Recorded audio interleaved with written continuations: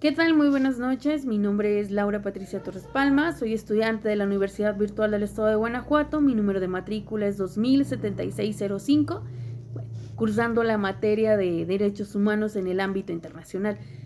Retomando un poco el reto número 5 de esta materia y de esta unidad, pues bueno, nos hace apreciación de, cuál es la responsabilidad del Estado mexicano en dos casos que se nos presentan a resolver. El caso número 1 nos menciona que, Ana se encontraba repartiendo panfletos con algunas referencias bíblicas y en una plaza pública.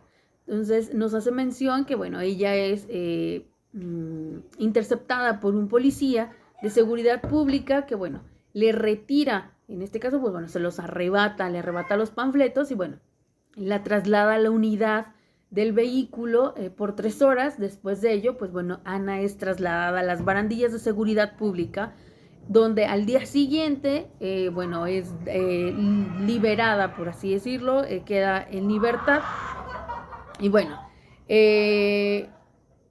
Ana denuncia estos hechos ante la Fiscalía General del Estado, así como en la Comisión Nacional la Comisión Estatal, de Derechos Humanos, y ambas instituciones omiten cualquier procedimiento, ¿no? Por lo cual, Ana acude a la Justicia Federal y, resuelven, incompetencia para conocer del asunto.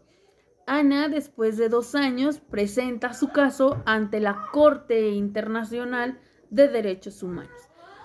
Ana, al presentar su caso a la Corte, ante la Corte Interamericana de Derechos Humanos, hace la mención importante, ¿no? No lo menciona el caso, pero al Ana trasladarse a la Corte Interamericana de Derechos Humanos, esta no omite y no debería omitir en ningún momento que, que es competente para conocer del caso en el que, Ana es violentada en su integridad física, tomando en cuenta que, en base a los artículos 6, 7, 1 y 2 de la Constitución Política de los Estados Unidos Mexicanos, estos artículos o estos derechos fundamentales de Ana son violentados en todo momento al ser detenida sin una justificación legal que acreditara que ella tuviera que ser trasladada a barandillas.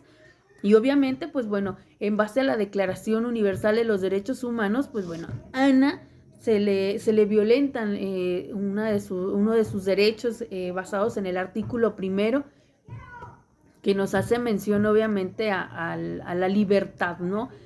A la igualdad del trato en el artículo número 1 de la Declaración Universal de los Derechos Humanos, nos hace mención a que todos los seres humanos nacen libres e iguales de dignidad y de derechos y, dotados como están de razón y conciencia. Deben comportarse fraternalmente, los unos con los otros. En base al artículo número 2, nos menciona en base a que, Ana estaba,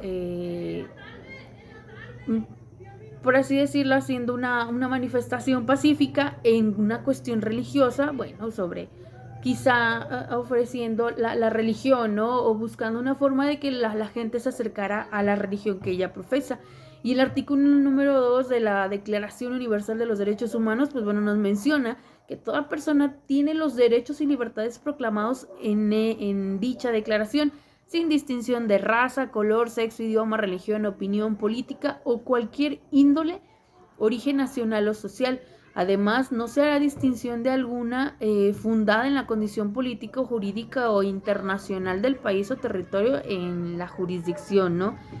Otro de los artículos que también se violentan en el caso de Ana, es el derecho a la libertad y la seguridad de su persona, porque es inconcebible que, Ana, al estar expresando o manifestando o distribuyendo los folletos de manera pacífica, sobre todo sin ofender ni faltarle el respeto absolutamente a nadie, simple y sencillamente, compartiendo la religión que ella profesa y que sea detenida. Sobre todo en esta cuestión de que, es trasladada a la unidad de seguridad pública. Si Ana hubiese cometido alguna falta administrativa o algún delito, inmediatamente se procede a trasladarla a barandillas, no a dejarla 3 horas en una camioneta de seguridad pública, ¿no? Estamos hablando de que, bueno, se coarta totalmente la libertad de Ana y, bueno, es privada de su libertad por 3 horas en un vehículo de seguridad pública que no tendría, ¿no? Creo que el policía debió de haber, si creía bajo sus criterios jurídicos que Ana estaba cometiendo alguna falta administrativa, pues haberla trasladado en el momento a las barandillas de seguridad pública, ¿no? Nos hace mención también al artículo quinto de la Declaración Universal de los Derechos Humanos, que bueno, que nadie puede ser sometido ni a torturas, ni a penas o tratos crueles o inhumanos o degradantes. En este caso, pues bueno, Ana pasa 3 horas en un vehículo de seguridad pública, sin alimentos, sin agua, no se sabe si era de día, si estaba haciendo calor, se desconoce absolutamente esta parte del caso. Pero el simple hecho de detenerte y tenerte 3 horas en contra de tu voluntad por una cuestión meramente religiosa, estamos hablando de la violentación total de sus derechos humanos, ¿no? Nos hace mención también el artículo número 6 que, bueno, que todo ser humano tiene derecho en todas partes al reconocimiento de su personalidad jurídica. En este caso, la personalidad jurídica de Ana es violentada en todo momento. Es decir, que no queda en cuestión de ella, ¿no?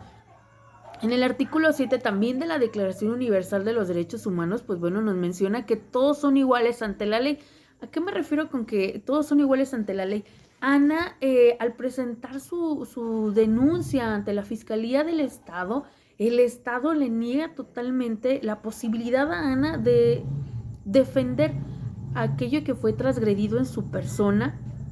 Y entonces, bueno, se traslada a la Comisión Estatal de los Derechos Humanos y es igual, ¿no? Se le niega totalmente el apoyo y, bueno, Ana no tiene a quién dirigirse. En este caso, al llegar el caso a la Corte Interamericana de Derechos Humanos, pues bueno, ¿hay responsabilidad para el Estado mexicano? Claro que sí la hay, porque se violentan en absoluto todos sus derechos. Estamos hablando desde la libertad de expresión, la detención forzosa, o el secuestro de su propia persona, ¿no? Estamos hablando de que, bueno, es detenida y ella no sabía ni la razón o el motivo por la cual fue detenida, simple y sencillamente con violencia, porque se menciona que le arrebatan los panfletos, entonces llegan con violencia a detenerla, ¿no? Estamos hablando de que no es una delincuente, simple y sencillamente pues estaba expresando su religión.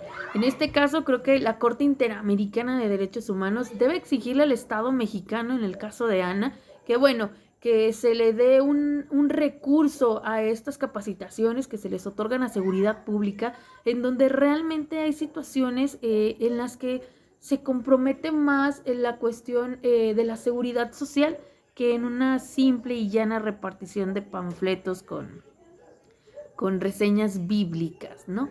Y bueno, nos vamos al caso número 2 y nos menciona que, bueno, que por cuestiones de pandemia, recordemos que, bueno, hemos estado por esta cuestión del COVID muy sometidos a las estrictas o herméticas quizá o exageradas situaciones en las que, bueno, los gobiernos a veces exceden la cuestión de la seguridad o de la propia seguridad médica de nosotros. Nos hace mención en el caso número 2 que, bueno, el gobernador de una entidad federativa pues literalmente da toque de queda. Desde las 18 horas, es decir, desde las 6 de la tarde hasta las 9 de la mañana del día siguiente.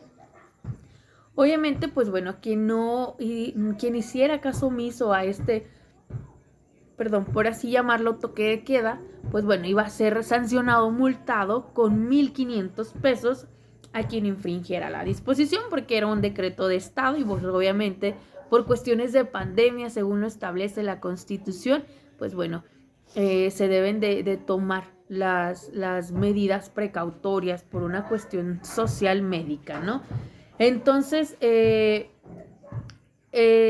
el lapso del tiempo, Andrés es un hombre de 34 años que circula por la vía pública y obviamente pues es detenido por el ejército, lo ven y bueno, lo presentan a seguridad pública y en el lapso pues bueno, le exigen que pague la multa por el hecho de estar en la calle después de las 18 horas. Es decir, Andrés es detenido a las 20 horas del día, ¿no? Estamos hablando que, bueno, apenas habían transcurrido 2 horas del toque de queda que había ejercido de manera obligatoria el Estado de esta entidad federativa.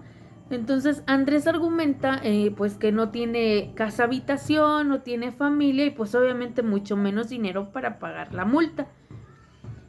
Lo que sucede después es que, bueno, Andrés fue privado de la libertad por 36 horas. Estamos hablando de día y medio de arresto, que era lo que conllevaba la cuestión de estar en horas fuera de este toque de queda, ¿no? Una disculpa. Entonces sucede que, bueno, Andrés es detenido, es privado de la libertad por 36 horas, según lo decretado por el gobernador.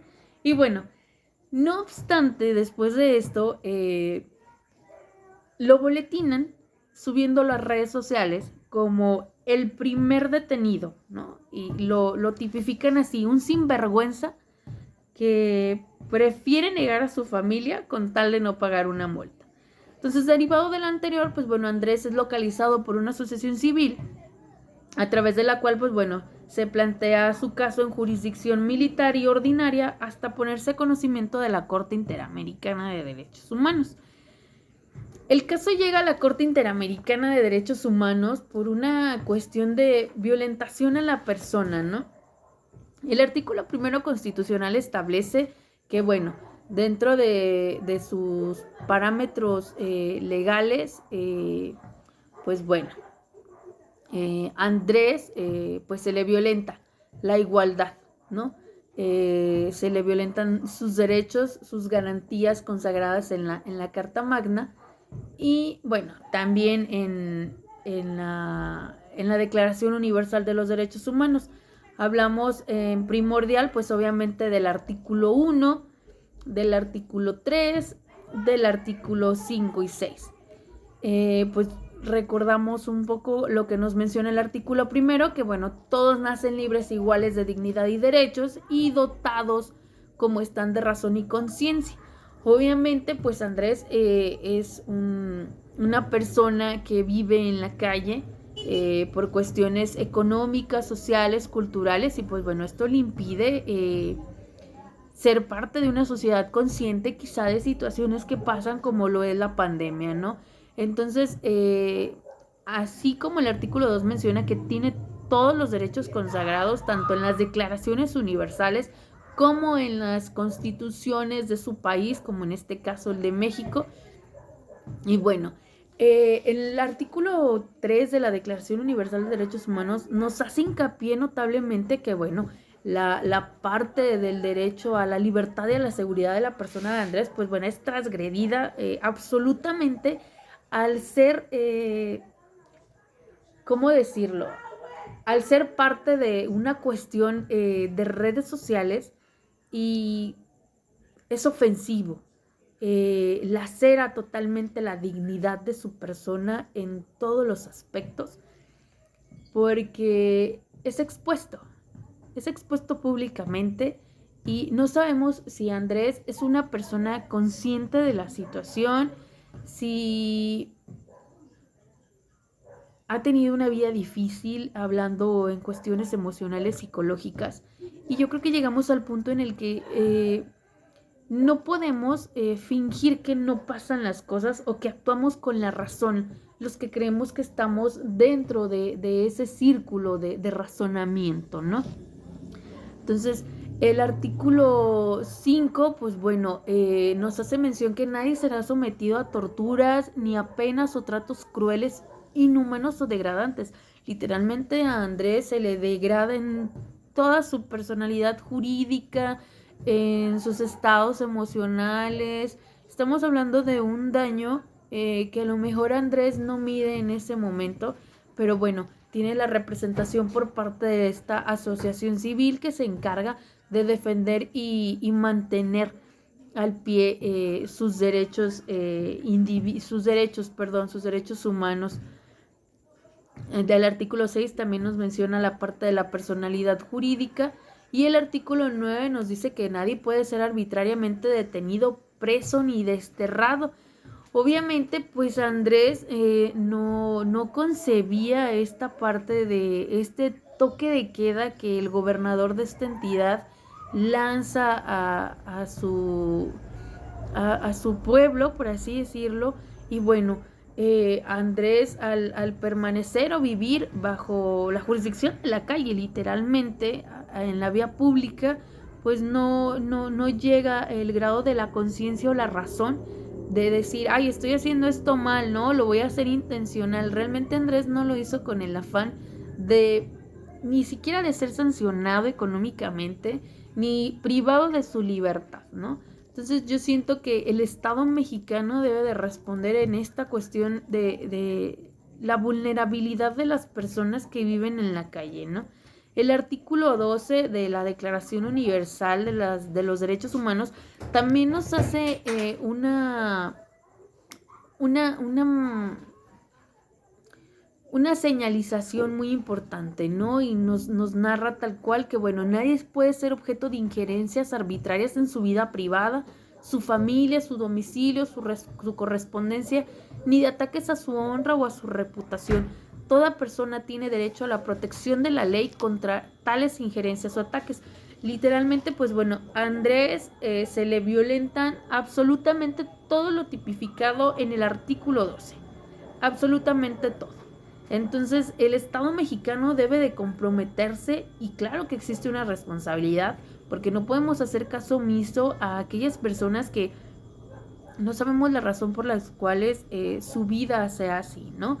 Entonces, al tener un trato inhumano con otro humano, creo que realmente se pierde esa parte de aquello que, según el Estado, o lo que cree que el Estado garantiza como protección de los derechos humanos, ¿no?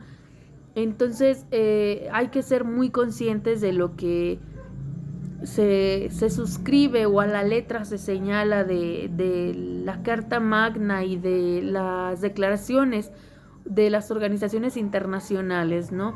No hay que dejar de lado nunca que la dignidad humana, la vida, la libertad, el derecho a la propia personalidad jurídica o el derecho pro persona son tan necesarios en una sociedad que se ha visto conmovida por muchas cuestiones, ¿no? Desde guerras, homicidios, secuestros. No hay que olvidar que, bueno, tenemos derechos humanos, y fuera de las cuestiones de obligación, yo creo que hay que ser empáticos con la sociedad. Les agradezco mucho, pasen muy bonita noche, gracias.